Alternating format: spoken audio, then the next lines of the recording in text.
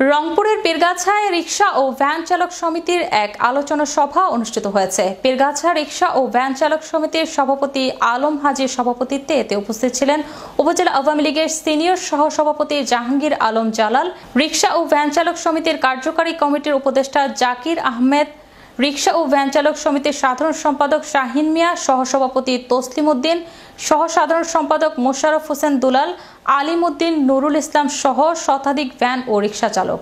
এ সময় বিগত আয় ব্যয়ের হিসাব পাঠ করে শোনান পীরগাছা রিকশা ও ভ্যান চালক সমিতির সভাপতি আলম হাজি।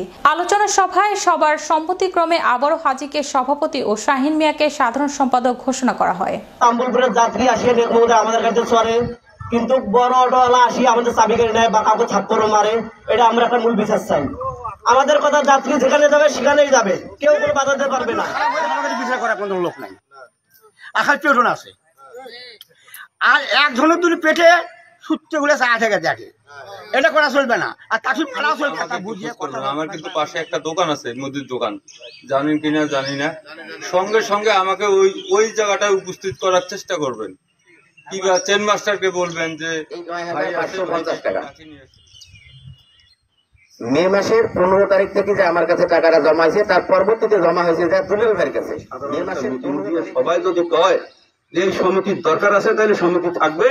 আর যদি কয় যে আমরা সমিতি টমিতি মানি না, আমাদের মতো আমরাই চলবো, যেভাবে যাই পাম প্যাসেঞ্জার নিয়ে পাই চলে যাবো, আমার কোনো দ্বিমত নেই। সেই জন্য কিন্তু আজকে